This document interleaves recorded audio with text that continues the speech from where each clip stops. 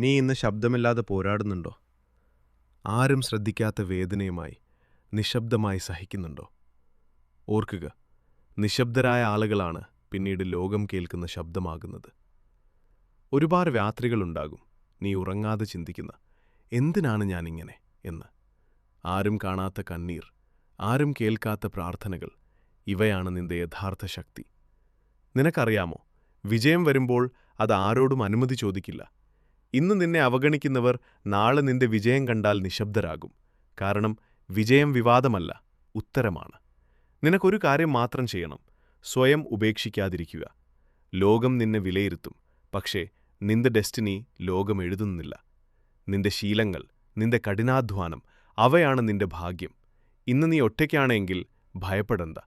വലിയ പോരാട്ടങ്ങൾ എപ്പോഴും ഒറ്റയ്ക്കാണ് തുടങ്ങുന്നത്. നീ നിശബ്ദനായിരിക്കാം, പക്ഷേ നീ ദുർബലനല്ല.